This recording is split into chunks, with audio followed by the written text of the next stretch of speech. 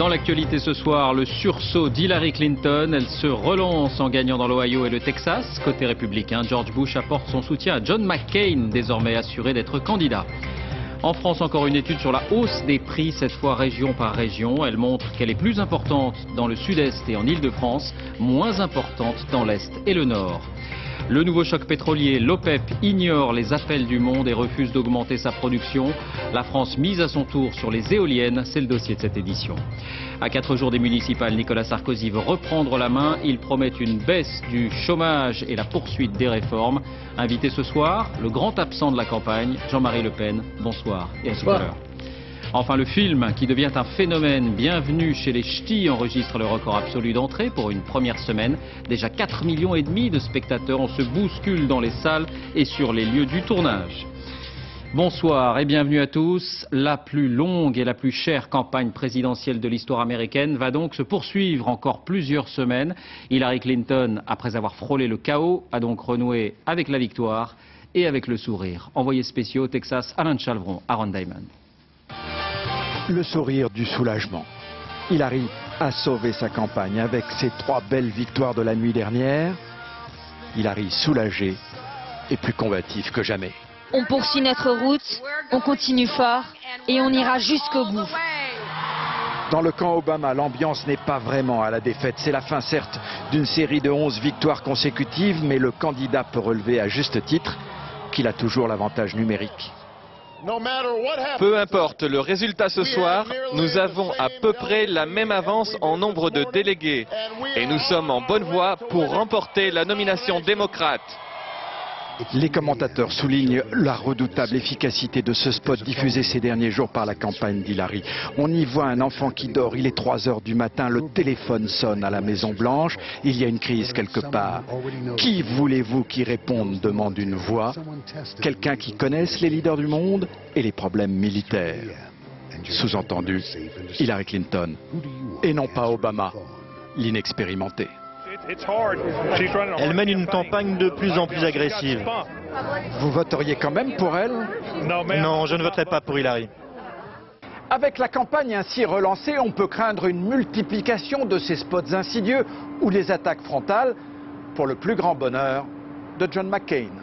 Et pour la première fois, Hillary Clinton a évoqué la possibilité d'un ticket avec Barack Obama. Et puis on connaît déjà le candidat du camp républicain, je vous le disais, ce sera John McCain.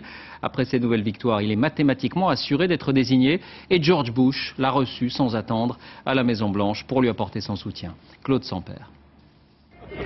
Le président américain, étonnamment détendu. Sur le perron de la Maison Blanche, il attend le candidat républicain John McCain, légèrement en retard. Alors le président amuse la galerie. McCain arrive pour un simple entretien. Ceci n'est évidemment pas une passation de pouvoir, mais dans une campagne très dure, chacun sait le poids que peuvent avoir ces images. Hier soir au Texas, John McCain, à 71 ans, a célébré sa victoire dans la course des primaires. Ce soir, mes amis, nous avons remporté assez de délégués pour dire avec confiance, humilité et un grand sens des responsabilités que je serai le candidat républicain à la présidence des États-Unis. Pilote de l'aéronaval à 30 ans, il est abattu au-dessus d'Hanoï le 26 octobre 67. 5 ans et demi dans cette prison, torturé, humilié. Il revient en héros au pays en 1973. McCain, le survivant, avait commencé sa campagne il y a quelques mois dans l'indifférence et sans argent. Il est dorénavant le candidat officiel du Parti républicain. Devant ses militants, il a lancé hier soir « Le combat commence ». 2 informations encore à l'étranger. D'abord, le corps sans vie du soldat français de Lefort disparu au Soudan a été retrouvé. Le gouvernement de Khartoum assure qu'il sera rapatrié le plus vite possible. Ce sergent des forces spéciales était porté disparu après un accrochage avec l'armée soudanaise, alors que son véhicule avait franchi par erreur, semble-t-il, la frontière. Et puis une nouvelle incursion israélienne dans la bande de Gaza. Un bébé palestinien d'1 mois a été tué dans des échanges de tirs, alors que les soldats faisaient le siège de la maison d'un membre du djihad islamique. Par ailleurs, les négociations de paix interrompues en raison de ces violences meurtrières devraient néanmoins reprendre. En France, à chaque jour, sa nouvelle étude sur le pouvoir d'achat. Cette fois, cette enquête de l'Institut Nielsen pour le magazine LSA a été réalisée région par région. Elle montre que la hausse des prix des produits de grande consommation n'est pas la même selon l'endroit où vous habitez. Il y a même des différences assez importantes. Le détail avec Romain Messi et Benoît Jourdan. Habiter ici, ça se mérite. Certes, Aix-en-Provence est une ville baignée par le soleil en hiver, mais le logement y est hors de prix, tout comme l'alimentation en supermarché. Faire attention au niveau du budget. On attend de vider les placards avant de rentrer au magasin, hein, franchement, parce que c'est trop cher. C'est vrai que Aix, c'est très cher, c'est bourgeois. Et les Aixois ont raison de se plaindre, c'est leur ville qui a connu la plus forte hausse de prix ces 12 derniers mois. Le magazine LSA a mesuré l'inflation dans 5000 supermarchés partout en France. Résultat de ce palmarès, les prix ont augmenté entre 3 et 4% à Aix-en-Provence, Ajaccio, Meaux, Chalon-sur-Saône ou encore Angoulême. Les augmentations les plus modérées, elles, sont à Albi, Colmar, Belfort, Brest ou Quimper, moins de 2%. Des hausses de prix inégales car les grandes surfaces s'adaptent aux porte-monnaies supposées de leurs clients. Les distributeurs savent, qu'ils soient petits ou grands, qu'ils sont obligés de s'adapter au pouvoir d'achat, au salaire de leurs consommateurs, de leurs clients.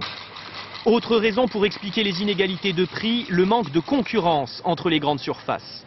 Le consommateur a rarement la possibilité d'aller voir ailleurs, dans un même secteur, pour trouver moins cher. Un déficit de concurrence qui reste figé car la loi limite l'ouverture de nouvelles grandes surfaces. Le gouvernement envisage de l'assouplir pour favoriser les enseignes de hard discount et faire baisser les prix. Et demain, ce sont les retraités qui vont manifester pour leur pouvoir d'achat. Manifestation à l'appel de l'ensemble des syndicats de la fonction publique pour une revalorisation des retraites. Pour eux, les mesures annoncées récemment ne suffisent pas. Voici l'exemple d'un couple qui vit près de Toulouse. 500 € de retraite pour l'un, 700 pour l'autre. Il n'y a aucune place pour le superflu. Reportage Séverine Lebrun, Mathias Segaud. C'est le même prix que l'échalote. Oui. Il faut choisir. Maria a 81 ans. Qu'est-ce que tu as fait?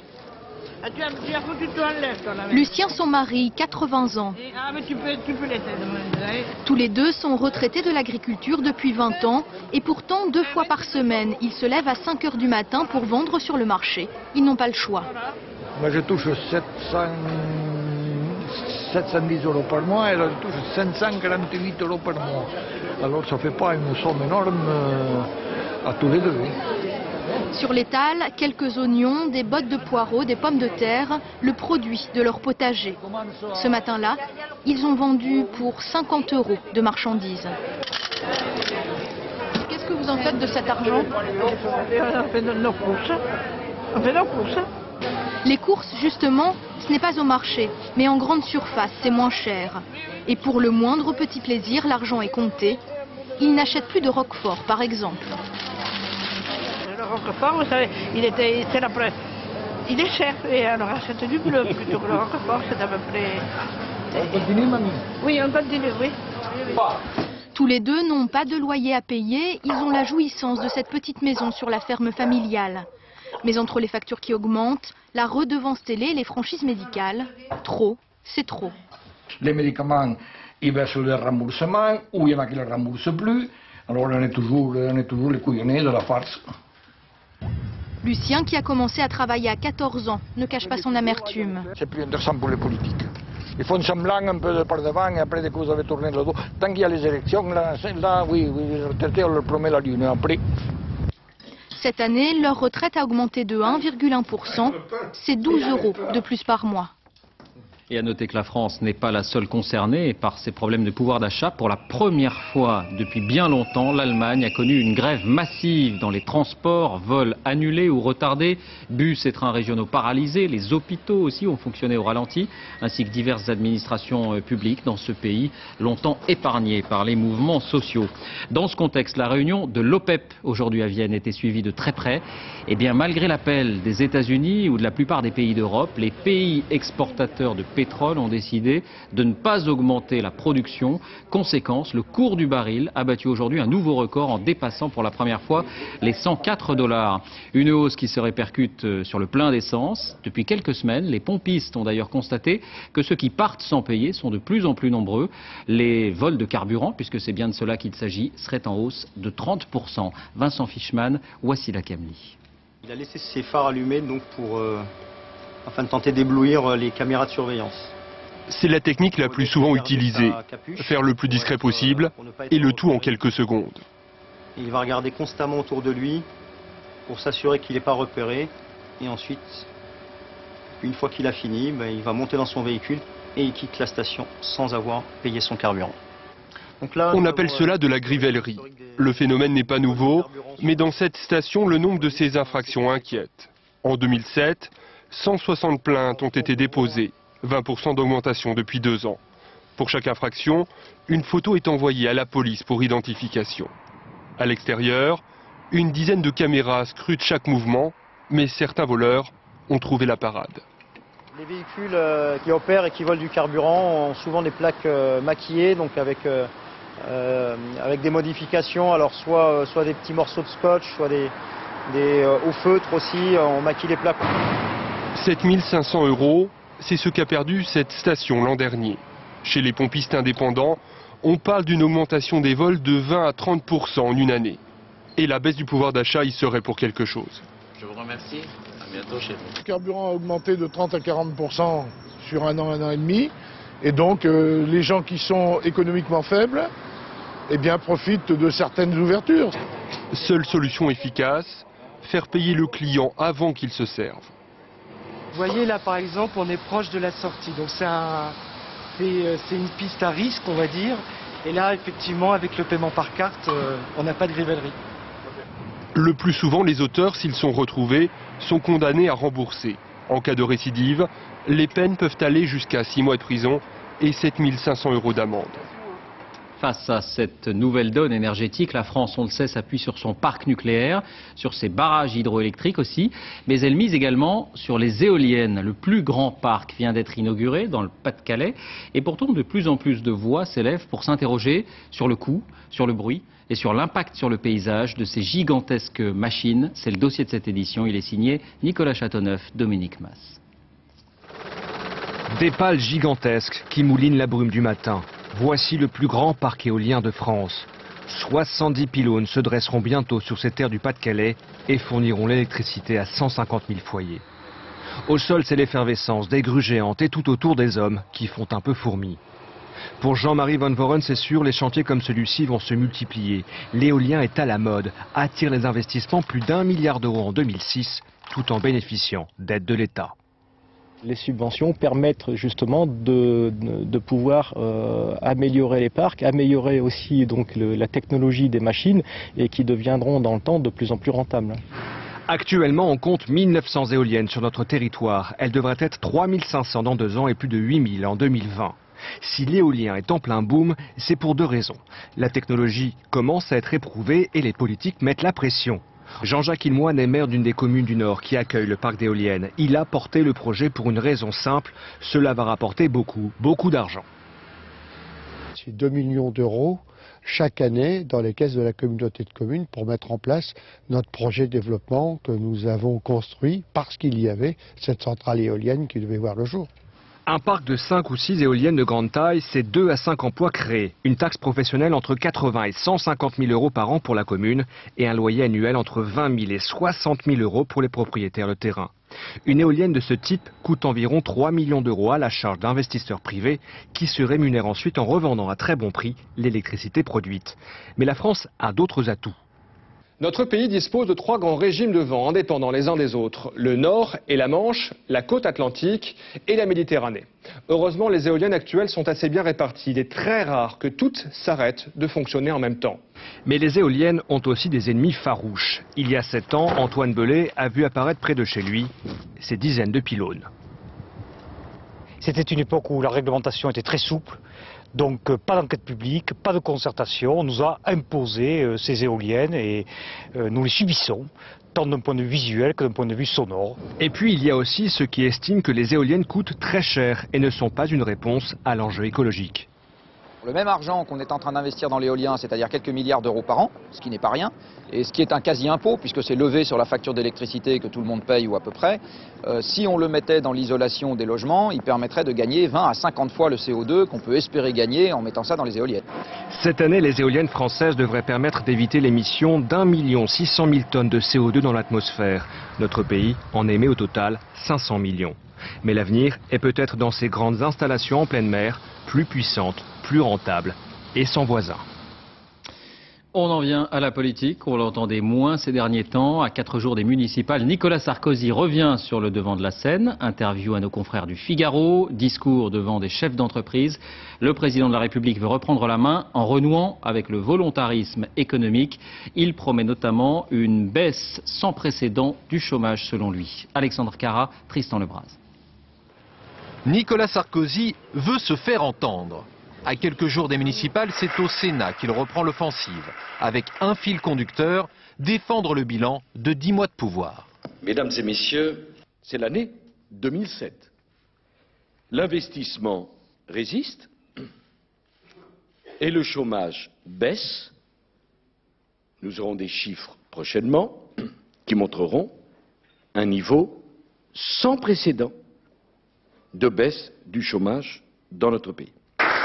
Et si dans les sondages, la cote de popularité de Nicolas Sarkozy est au plus bas, cet après-midi, l'accueil des chefs d'entreprise avait de quoi le réconforter. Je trouve que c'est regrettable qu'il ne fasse pas plus le bilan de son action, parce que je trouve qu'il a été extrêmement convaincant cet après-midi. Jusqu'ici, la stratégie présidentielle était simple. Des déplacements, oui, mais pas question d'entrer dans la bataille des municipales. Aujourd'hui, le message est plus politique. Il défend son action devant les entrepreneurs, mais aussi dans les colonnes du Figaro à paraître demain. Dans un entretien, il annonce le maintien de François Fillon à Matignon après les municipales, ajoute qu'il n'y aura pas de remaniement d'envergure, et pour répondre à l'opposition, il dément tout plan de rigueur. Grand absent de la campagne électorale, Nicolas Sarkozy fait un retour remarqué à 4 jours du premier tour des municipales. Objectif, défendre les réformes accomplies pour mobiliser son électorat. Il sera d'ailleurs demain en déplacement dans le centre de la France pour parler emploi. La gauche, on le sait, veut faire de ces élections un vote sanction. Ségolène Royal était à Toulouse aujourd'hui, une ville qui pourrait basculer à gauche. Elle a appelé, je cite, à un vote moral face à un gouvernement qui, selon elle, ne dit pas la vérité. Une autre ville sera l'objet de tous les regards, la deuxième de France, Marseille, où plusieurs sondages montrent que Jean-Claude Gaudin pourrait être battu. Reportage Jeff Wittenberg, Patrice Brugère. Jean-Claude Gaudin a une crainte, que l'on se trompe d'élection, qu'il subisse, lui, le mécontentement actuel dont souffre le chef de l'État. Les Marseillaises et les Marseillais, les Françaises et les Français ne votent pas pour Sarkozy, c'est fait. Il y est, et il y est pour 5 ans. Je peux voir un petit Vitel, s'il vous plaît, vite.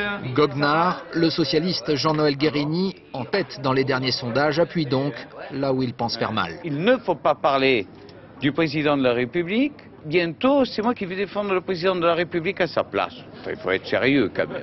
Merci mamie. Merci mamie. Comme au comptoir, Jean-Noël Guérini a mis pas mal d'eau dans son socialisme. 25 ans après la dernière victoire du PS, c'était Gaston Defferre.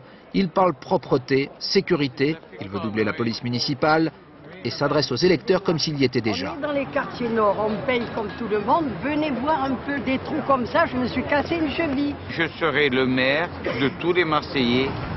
L'équipe sortante pense avoir changé Marseille depuis 1995. Chômage en baisse, expansion économique, symbolisée par cette future tour de 30 étages à l'entrée du port.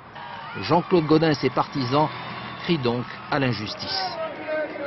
Gaudin, il est de Marseille, il vit que pour sa ville. Et le maire convoque même Fernandel et sa chanson Félicie aussi pour dénoncer Jean-Noël Guérini, qui est aussi le patron du département. Il fera le métro partout. Mais qui n'a donné que 3% pour le tramway? Guérini aussi. Derrière le duel, le Front National est annoncé à la hausse à Marseille. Son chef local y voit une raison nationale. On ne peut plus faire confiance à cette fausse droite. Sarkozy apparaissait comme quelqu'un à qui certains pouvaient se raccrocher. Il a démontré toute l'étendue de sa trahison. Jean-Luc Benamias pour le Modem et 4 autres têtes de liste se présentent. La deuxième ville de France offre un suspense inédit depuis longtemps. Alors, comme prévu, nous retrouvons maintenant Jean-Marie Le Pen. Merci d'être avec nous. On va parler de Marseille dans un instant. D'abord, remarque plus générale. On vous a très peu entendu pendant cette campagne. Le Front National connaît de grosses difficultés financières.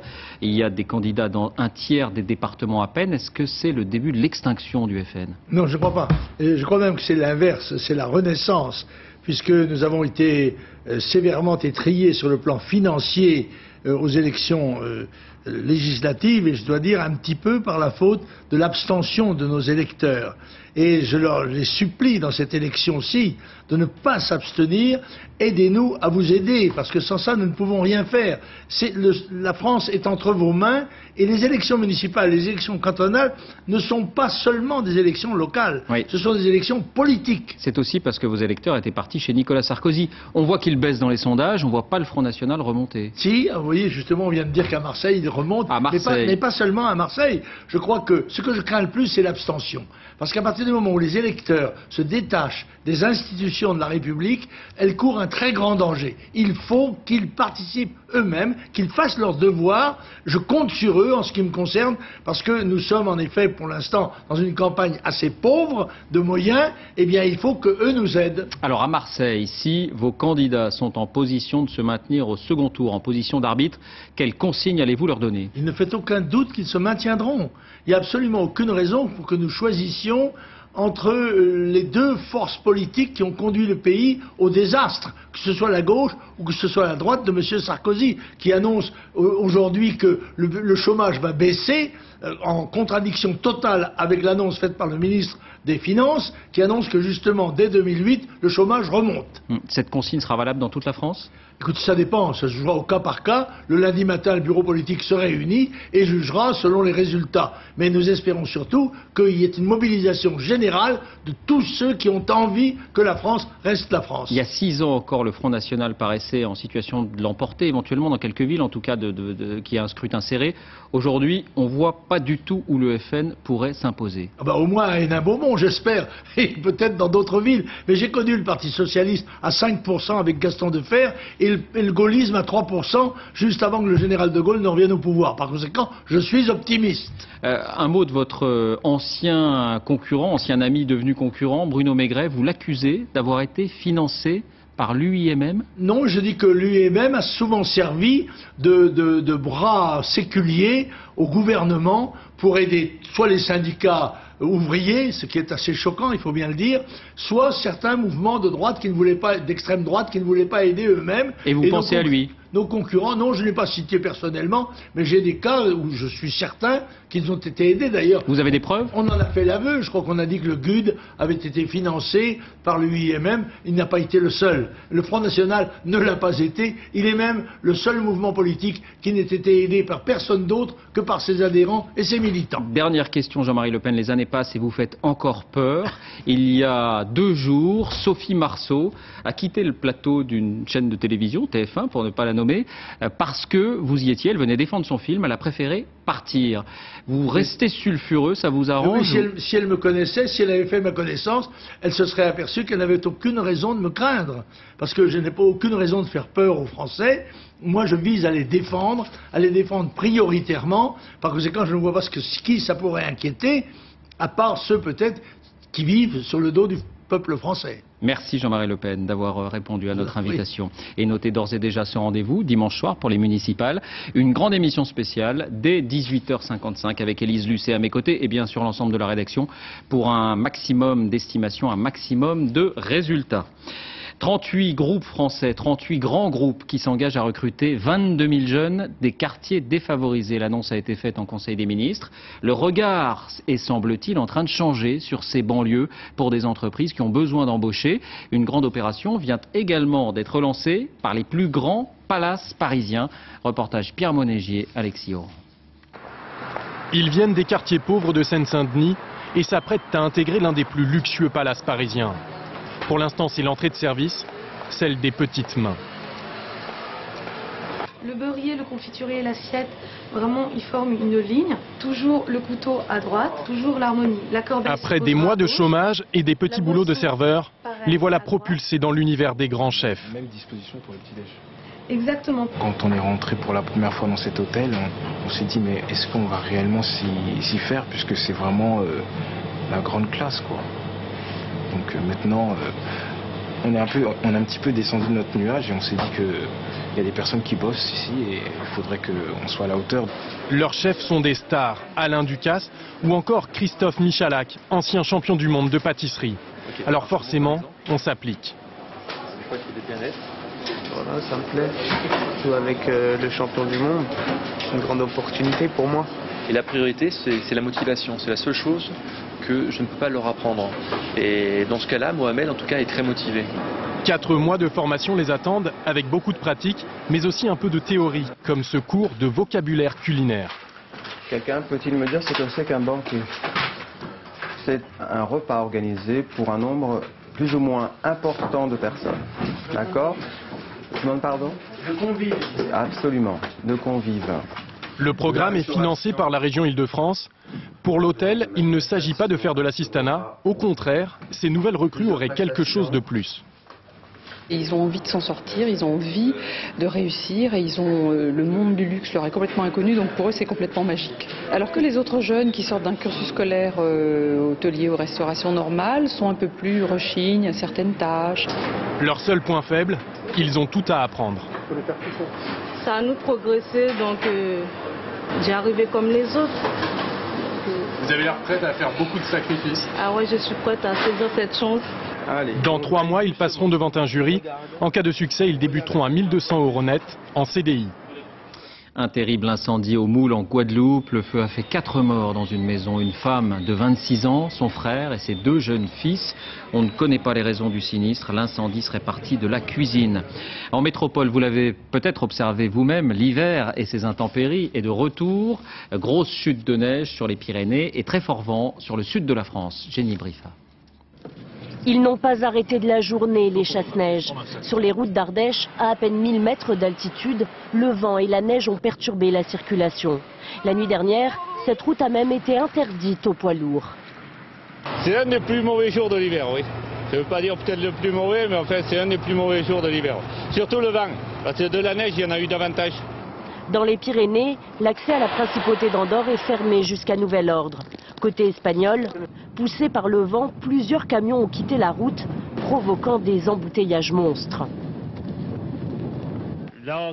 Entre Orasti et Saint-Sébastien, tout est bloqué. Les chasse-neige n'arrêtent pas. À Saint-Sébastien, le vent a tué. Un homme de 40 ans est mort écrasé par un arbre. Les rafales ont dépassé les 100 km/h en Espagne comme en France. Des conditions extrêmes que cet homme attendait depuis longtemps. Sur cette image, le champion Antoine Albo pulvérise le record absolu de vitesse à la voile. Sur un canal des Saintes-Maries-de-la-Mer, il a filé à près de 92 km/h. Et dans ces cas-là, il vaut mieux pas tomber. À noter que Météo France maintient le bulletin de vigilance orange sur la Corse. La neige tombera en abondance cette nuit à basse altitude. Les sciences avec la mise en service du plus puissant accélérateur de particules jamais créé. Cela se passe à la frontière franco-suisse, au CERN, près de Ferney-Voltaire.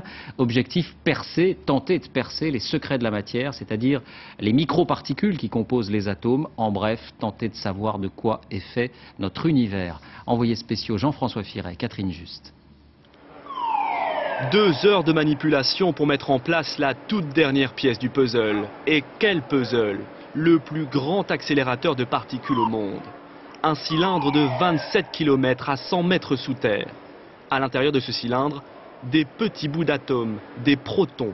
Ces protons vont prendre de la vitesse, accélérer jusqu'à atteindre 300 000 km/s et s'écraser les uns sur les autres. Ainsi, les scientifiques recréent les conditions du Big Bang qui fut peut-être à l'origine de notre univers. Objectif, percer les plus grands secrets du cosmos. Découvrir éventuellement les particules qui constituent la matière noire de l'univers, donc on n'a pas la moindre idée aujourd'hui de ce qu'elles sont. Éventuellement aussi, on va explorer l'existence de dimensions supplémentaires de l'univers. Les scientifiques espèrent aussi résoudre d'autres énigmes, anodines pour nous, mais fondamentales pour eux. Par exemple, pourquoi les particules ont-elles une masse? Pour y répondre, cette machine Atlas, un super détecteur, 46 mètres de long, 25 mètres de diamètre, 7000 tonnes, des millions de petits capteurs. Les particules ont une masse, donc il y a une origine, il y a quelque chose qui génère la masse, ça c'est certain. Ce que c'est, on va le trouver. Au bout du tunnel, pas d'application industrielle, juste de la connaissance pure. On appelle ça de la recherche fondamentale qui pourra servir demain, comme dans 10 ans, ou même jamais. On passe des sciences à l'histoire ancienne avec cette découverte fascinante que vient de réaliser une équipe de chercheurs du musée du Louvre spécialisée dans les antiquités sur un site complètement vierge du nord du Soudan. Une cité royale de Méroé a été mise au jour. Il s'agit d'un royaume contemporain de Jésus-Christ influencé par l'Égypte. Une aventure qui, vous allez le voir, a des petits airs d'Indiana Jones, aventure suivie par Bruno Ledreff. Voici son reportage. Perdu dans le désert soudanais, près de 80 pyramides, battues par le vent et le sable. Ici furent inhumés les souverains de Méroé, la première civilisation d'Afrique noire, au début de l'ère chrétienne. Nous sommes à quelques centaines de kilomètres au nord de Khartoum, et comme le désert soudanais est vaste, l'avion reste le meilleur moyen de transport pour l'équipe du musée du Louvre, venue visiter un chantier de fouilles, son premier au Soudan. Pour le département des antiquités égyptiennes, c'est un pays essentiel. D'une part parce que c'est la poursuite en quelque sorte de la civilisation pharaonique et d'autre part parce qu'il y a une civilisation propre au Soudan qui est la civilisation méroïtique. Comme dans l'Égypte ancienne, la civilisation de Méroé au nord-Soudan s'est développée le long du Nil, riche du contrôle des voies de passage de l'or, de l'ivoire et des peaux de panthère entre la Méditerranée et l'Afrique noire. Le chantier couvre 20 hectares. Il y avait ici, dans les premiers siècles de notre ère, un palais et une ville. Des murs, des poteries et même une douzaine de squelettes en bon état ont déjà été mis à jour. D'eux, on sait encore peu de choses. Il faudra les mesurer, les passer au carbone 14 qui permet de leur donner un âge précis pour en savoir plus. Ce qui est extrêmement intéressant, c'est qu'on a encore les traces de pioches que vous pouvez voir ici ou encore là, du creusement ancien. Les squelettes sont en fait plus tardifs. Peut-être époque chrétienne ou un petit peu avant, autour de 400-500 après Jésus-Christ. Cette région a connu une civilisation brillante, dont on est loin d'avoir percé tous les secrets. Son écriture, par exemple, reste encore mystérieuse.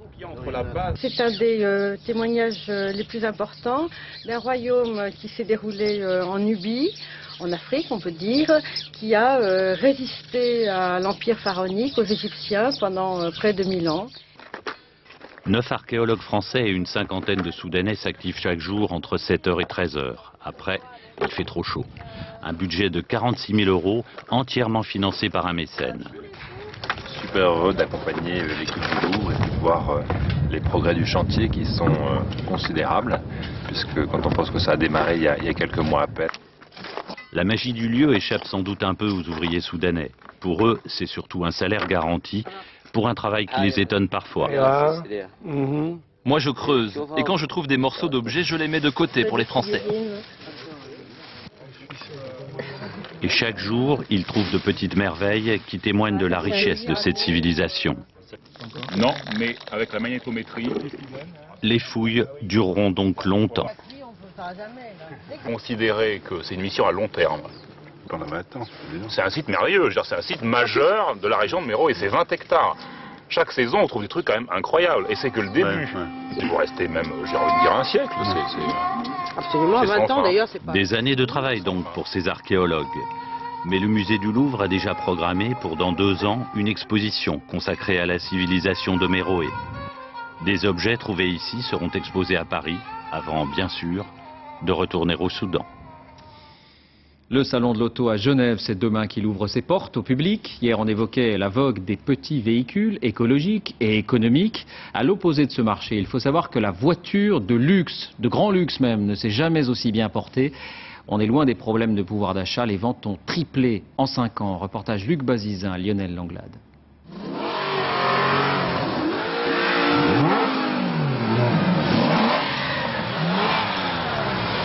Des moteurs qui rugissent et des silhouettes vendues telles des pièces de collection.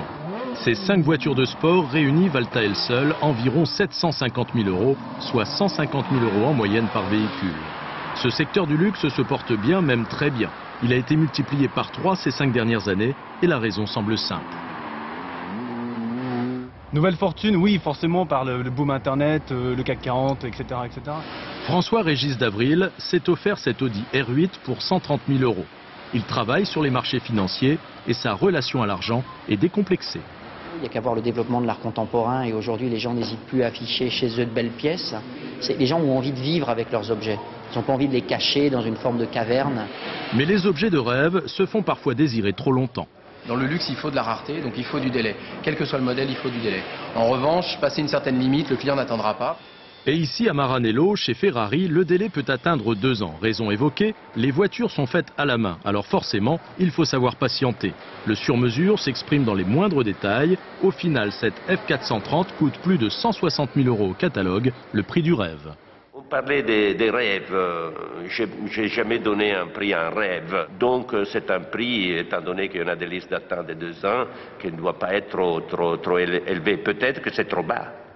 Rien ne semble arrêter l'engouement pour les véhicules de prestige, même pas le malus d'une éco-pastille pouvant aller jusqu'à 2600 €. Le luxe ne connaît pas la crise. Un record et un phénomène maintenant, les professionnels du cinéma n'ont jamais vu ça. Bienvenue chez les Ch'tis, la comédie de Danny Boone qui s'amuse des préjugés sur le Nord, pulvérise les chiffres d'entrée réalisés par Astérix ou les Bronzés 3 par exemple. On se bouscule dans les salles et certains lieux ou certains éléments de décor du film sont déjà célébrés. Elsa Palot, Dominique Mas. Attention, voici un objet cultissime, la véritable baraque à frites de Bienvenue chez les Ch'tis. Son propriétaire est dans la patate depuis 40 ans, alors forcément les Ch'tis, il les connaît bien. Il va faut trop, hein. Trop comme ça. Ouais. Bon, on va vous faire ça. Et le pape de la frite n'est pas du tout surpris du succès du film. La fierté Ch'ti, il la revendique avec même un brin de nostalgie. Dans le temps, c'était comme ça. On allait travailler, on recevait les gens comme il faut, comme dans le film de Danny Boone. Hein, le facteur rentre chez les gens, il boit une bistoule. Hein, on appelait ça une tasse de café avec un petit genièvre, une bistoule. C'est pas compliqué de parler le ch'timi. On dit pas, pardonnez-moi, je n'ai pas bien saisi le sens de votre question. On dit, hein? Oh non, changez le 1 de 1 de tronche. Ouais, parce qu'il faut que ça sorte de là.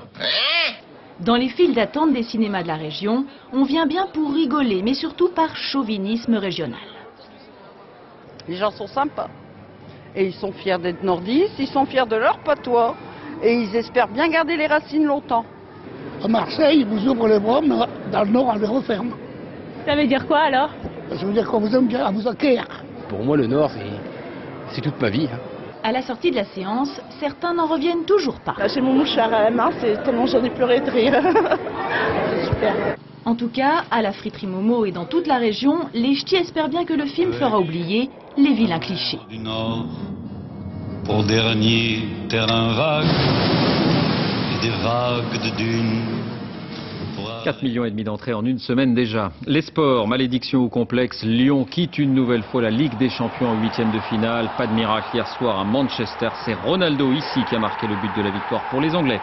Et puis en rugby, Marc Lièvremont persiste et signe. Il a présenté une équipe encore rajeunie pour affronter l'Italie dimanche avec 3 novices, Parcella, Diarra et David. Match à suivre dimanche à 16 h sur France 2, bien sûr. Avant de refermer ce journal, je vous en rappelle l'un des principaux titres, le sursaut d'Hillary Clinton aux États-Unis. Elle se relance en gagnant dans l'Ohio et le Texas. Côté républicain, George Bush apporte son soutien à John McCain, désormais assuré d'être candidat. C'est la fin de ce journal. Merci de l'avoir suivi. Tout de suite, la météo, Laurent Romeshko, 20h50, le tuteur avec Roland Magdan. À demain.